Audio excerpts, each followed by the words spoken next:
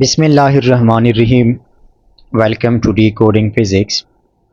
Nums MDCAT physics crash course का ये lecture number 6 है, जो कि सेकंड लास्ट लेक्चर है। इसमें हम कवर करेंगे फर्स्ट ईयर फिज़िक्स के वो टॉपिक्स जो रिमेनिंग है अभी तक, जिनको हमने टच नहीं किया। लास्ट लेक्चर में फिर हम सेकंड ईयर फिज़िक्स के रिमेनिंग टॉपिक्स को कवर करेंगे और हमारा कोर्स कंप्लीट हो जाएगा। अगर आप पहली दफ़ा मेरे चैनल पर आए हैं तो ये पूरा प्लेलिस्ट का लिंक डिस्क्रिप्शन में मिल जाएगा, ये कंप्लीट कोर्स ज्वाइन कर लीजिए। और अगर आपने कंप्लीट कर दिया है तो इंशाल्लाह आपके मार्क्स बहुत अच्छे आएंगे। एक शर्त यह है कि इसके साथ मॉक टेस्ट को भी आपने अटैम्प्ट करना है। इसके डिटेल्स आपको वीडियो के डिस्क्रिप्शन में मिल जाएंगे। मैं बहुत स्ट्रेस करता हूँ इस पर कि ज़रूर इसको अटैम्प्ट करें, बाद में रिग्रेट करने से बेहतर है कि आज ही इसको अटैम्प्ट कर ले। 28 अगस्त को है। 3 टॉपिक्स हमसे रह गए हैं। पहला important topic forces and motion के चैप्टर में से different cases of average speed. किसी बॉडी के लिए एवरेज स्पीड को मुख्तलिफ केसेस में हम किस तरह से फाइंड करेंगे। सेकंड टॉपिक है relative change in kinetic energy and momentum. Many times हमें मोमेंटम में चेंज गिवन होता है परसेंटेज, और कहते हैं कि काइनेटिक एनर्जी में परसेंटेज चेंज को फाइंड कर ले। इसी तरह काइनेटिक एनर्जी में गिवन होता है, मोमेंटम के लिए फाइंड करना होता है। कैसे करेंगे एक शॉर्ट ट्रिक समझा दूंगा, उसको यूज़ करके बगैर कैलकुलेशन के आप सॉल्व कर सकोगे। थर्ड और लास्ट टॉपिक है डॉप्लर इफेक्ट का। इसका फार्मूला भी समझा दूंगा, वैसे भी आपको आता भी होगा, इतना इंपॉर्टेंट भी ये टॉपिक वैसे नहीं है लेकिन इंक्लूड कर रहा हूँ। चलिए स्टार्ट करते हैं। हमारा पहला टॉपिक, आई एम सॉरी मैं थोड़ा स्लोली बोल रहा हूँ इस लेक्चर में, वो है एवरेज स्पीड के डिफरेंट केसेस का। एवरेज स्पीड का डिफिनीशन क्या है? Total distance divided by total time. V average को हम कैसे डिफाइन करते हैं? टोटल डिस्टेंस को हमने डिवाइड करना होगा टोटल टाइम। आप किसी भी तरीके से गिवन क्वेश्चन में से टोटल डिस्टेंस अगर निकाल सकते हैं और टोटल टाइम, तो आपको किसी फार्मूला की ज़रूरत नहीं है, बस टोटल डिस्टेंस को टोटल टाइम पर डिवाइड कर लीजिए। लेकिन अगर आपको कुछ न्यूमेरिकल्स में मसला आ रहा है कि अब इससे मैं टोटल डिस्टेंस कैसे निकालूं, समटाइम्स हमें गिवन ही नहीं होता, हमें वेलोसिटी गिवन होती है, समटाइम्स हमें टाइम नहीं गिवन होता, हमें डिस्टेंस और वेलोसिटी गिवन होती है। कैसे करेंगे? डिफरेंट केसेस को स्टडी करते हैं। टोटल 5 केसेस है। पहला केस सिंपलेस्ट केस है कि आपको टोटल डिस्टेंस भी गिवन है, टोटल टाइम भी गिवन है। सिंपल यही फार्मूला यूज करें, average velocity is equal to total distance divide by total time. For example एक बॉडी है, वो टोटल डिस्टेंस 150 मीटर को कवर करता है 15 सेकंड्स में, तो डिवाइड कर लीजिए, you will get the answer 10 metre per second. ये वो बच्चों वाला फार्मूला था। दूसरा केस हमारे पास बन सकता है एवरेज स्पीड के लिए कि हमें टोटल डिस्टेंस एक ना हो, एक d1 डिस्टेंस को कवर करता हो कोई बॉडी t1 टाइम में, उसके बाद d2 डिस्टेंस को कवर करता हो टाइम t2 में, उसके बाद d3 को कवर करता हो टाइम t3 में, मतलब मुख्तलिफ टाइम्स में मुख्तलिफ डिस्टेंस को कवर करता हो। तो एवरेज स्पीड को कैसे फाइंड करेंगे? Again total distance divide by total time. Distance भी स्केलर क्वांटिटी है, टाइम भी स्केलर क्वांटिटी है, सिंपली इन डिस्टेंसेस को ऐड करें, d1 plus d2 plus d3, और अगर ज़्यादा भी हो तो प्लस करते जाए, divide by t1 plus t2 plus t3, और ज़्यादा भी गिवन हो तो इस तरह चलते बने, आपके पास एवरेज स्पीड के लिए वैल्यू आ जाएगी। कैलकुलेशन इजी है। थर्ड केस है वो थोड़ा सा टेक्निकल है। थर्ड केस में हमें डिस्टेंस नहीं गिवन होता, हमें वेलोसिटी और टाइम गिवन होता है। एक बॉडी है, v1 वेलोसिटी के साथ जा रहा है फॉर टाइम t1, उसके बाद वेलोसिटी v2 के साथ जा रहा है फॉर टाइम t2, उसके बाद वेलोसिटी v3 के साथ जा रहा है फॉर टाइम t3। ठीक है, और आपको बताया जाए कि आप इसका एवरेज स्पीड फाइंड कर लीजिए, तो कैसे करेंगे? फॉर एग्जांपल एक body 5 metre per second velocity के साथ जा रहा है 2 सेकंड्स के लिए, फिर 10 मीटर पर सेकंड वेलोसिटी के साथ जा रहा है 3 सेकंड्स के लिए, उसके बाद 7 मीटर पर सेकंड वेलोसिटी के साथ जा रहे 5 सेकंड्स के लिए। अब इसकी एवरेज वेलोसिटी फाइंड कर लीजिए। इस केस में एवरेज वेलोसिटी के लिए हम क्या करेंगे? जो करिस्पॉन्डिंग वेलोसिटी और टाइम है, जिस वेलोसिटी के साथ जितने टाइम के लिए जा रहा है, इन दोनों को मल्टीप्लाई करेंगे प्लस लगाएंगे बीच में, फिर इन दोनों को मल्टीप्लाई करेंगे, प्लस लगाएंगे, फिर इन दोनों को मल्टीप्लाई करेंगे, प्लस लगाएंगे, और इस तरह आगे चलते बनेंगे। तो क्या करेंगे, V1 multiply by time T1, बीच में क्या लगाएंगे, प्लस लगाएंगे। फिर इसी तरह V2 multiply by time T2, फिर बीच में प्लस लगाएंगे। फिर इसी तरह V3 multiply by time T3, और फिर प्लस लगाएंगे अगर 3 से ज़्यादा वेलोसिटीज़ हो। डिवाइडेड बाय टोटल टाइम का वही simple formula T1 plus T2 plus T3। ये जो गिवन एग्जाम्पल मैंने लिखा है इसको सॉल्व करें। V1 multiply T1 5 multiply 2 is equal to 10 हो जाएगा, डायरेक्टली मल्टीप्लाई कर दिया। Plus V2 multiply T2 10 multiply 3 30 हो जाएगा। प्लस और V3 multiply T3 7 multiply by 5 is equal to 35 हो गया। Divide by total time T1 2 है, T2 2 plus 3 plus 5 is equal to 10। इसको ऐड करके डिवाइड कर लीजिए, 10 प्लस 30 40 हो जाएगा, और यह हो जाएगा 75 divided by 10 is equal to 7.5 metre per second average velocity. Fourth case क्या है, फोर्थ केस ये है, यूजुअली फोर्थ और फिफ्थ केस टेस्ट में आता है, हमें T1 गिवन होता है और T2 गिवन होता है, लेकिन T1 और T2 दोनों इक्वल होते हैं।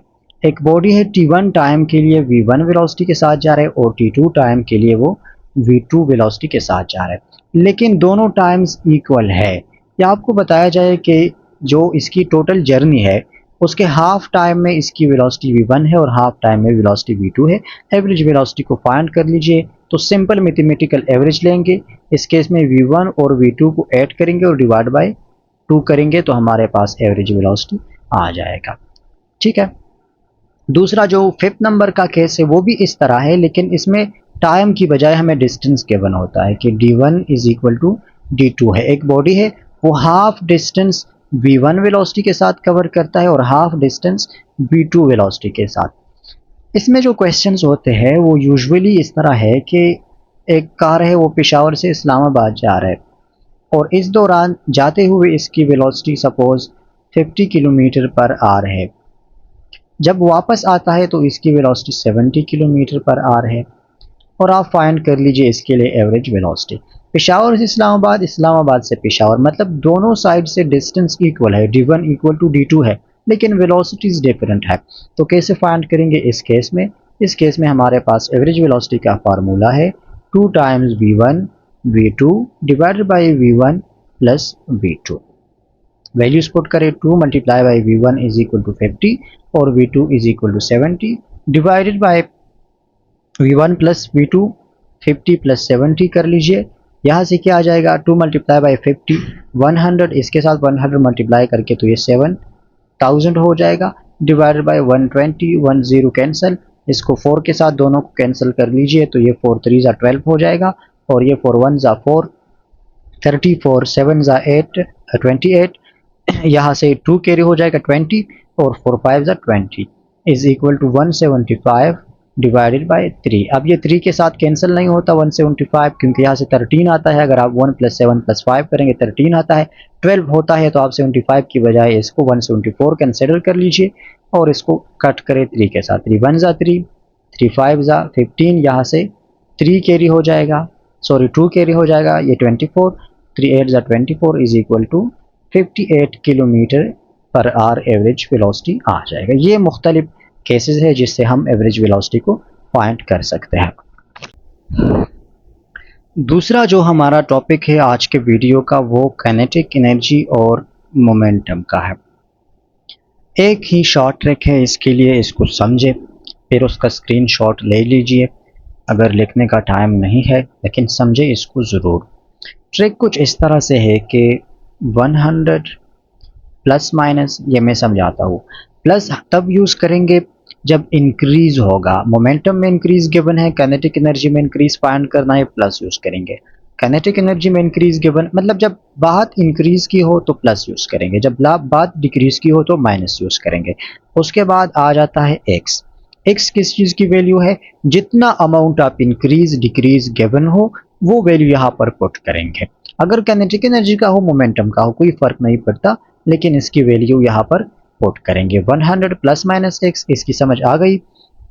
अब डिवाइडेड बाय अगेन 100, 100 से डिवाइड करेंगे और इस होल का स्क्वायर n लेंगे। रिमेंबर मुझसे पहले लास्ट टाइम मुझसे बहुत मिस्टेक्स होती थी इस पर कि मैं स्क्वायर सिर्फ इस ऊपर वाले पर लेता था। ये जो स्क्वायर है, sorry it is not square, it is n actually.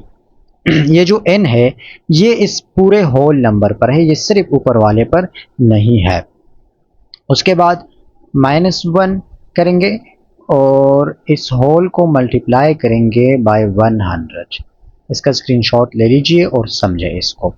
x की वैल्यू समझ आ गई। काइनेटिक एनर्जी मोमेंटम में जितना अमाउंट आप इंक्रीज डिक्रीज हो x की जगह पुट करेंगे, प्लस इंक्रीज के लिए माइनस डिक्रीज के लिए। अब n पर आते हैं। अगर हमें मोमेंटम की वैल्यू गिवन हो और काइनेटिक एनर्जी फाइंड करना हो तो हम n की वैल्यू को 2 पुट करेंगे, क्योंकि हमें पता है कि kinetic energy is related to momentum का स्क्वायर। यहाँ पर मोमेंटम का स्क्वायर होता है, तो अगर हमें मोमेंटम गिवन हो हम काइनेटिक एनर्जी के लिए n की वैल्यू 2 पुट करेंगे। और अगर वाइस वर्सा हमें काइनेटिक एनर्जी गिवन हो लेकिन मोमेंटम फाइंड करना है तो वी नो कि momentum is equal to square root of kinetic energy. इस केस में हम n की वैल्यू 1/2 पुट करेंगे। मोमेंटम फाइंड करना हो, काइनेटिक एनर्जी गिवन हो, 1/2 पुट करेंगे। काइनेटिक एनर्जी फाइंड करना हो, मोमेंटम गिवन हो, इनकी वैल्यू 2 पुट करेंगे। बाकी कैलकुलेशन है। फॉर एग्जांपल एक बहुत ही कॉमन एग्जांपल है जो पूछा जाता है कि कोई बॉडी है उसके मोमेंटम में इंक्रीज आ रहा है बाय 20%। आप काइनेटिक एनर्जी में इसके करिस्पॉन्डिंग इंक्रीज को फाइंड कर लीजिए। अब इस ट्रिक को कैसे यूज करेंगे? 100 अपनी जगह, बात इंक्रीज की हो रही है तो प्लस यूज करेंगे। x की जगह पर वैल्यू पुट करेंगे, 20% है तो 20 यूज करेंगे और डिवाइडेड बाय अगेन 100। ठीक है, मोमेंटम गिवन है, काइनेटिक एनर्जी फाइंड करना है तो स्क्वायर लेंगे, n की वैल्यू 2 पुट करेंगे, -1 और इस पूरे वैल्यू को मल्टीप्लाई करेंगे बाय 100। 100 plus 20 120, 120 divide by 100 1.22।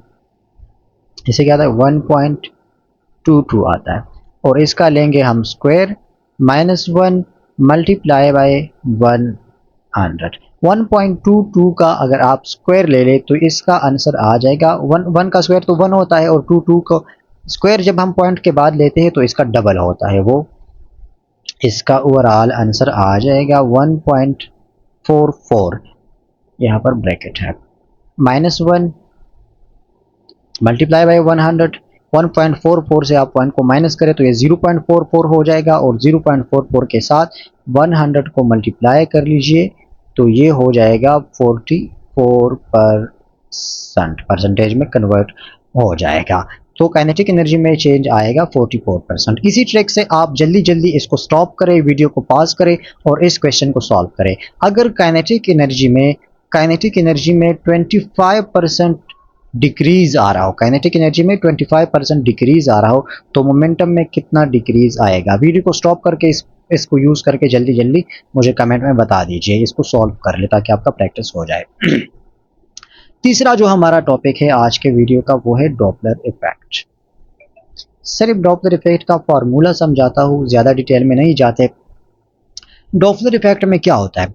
जब सोर्स या ऑब्जर्वर इन दोनों में से एक मूव कर रहा हो या दोनों मूव कर रहे हो, इनके बिटवीन का जो डिस्टेंस है सिंपल, अगर ये इंक्रीज डिक्रीज हो रहा हो तो सोर्स जो फ्रीक्वेंसी एफ एमिट करती है ऑब्जर्वर तक वो एफ नहीं आती बल्कि वो एफ डैश आती है, या उससे ज्यादा या उससे कम।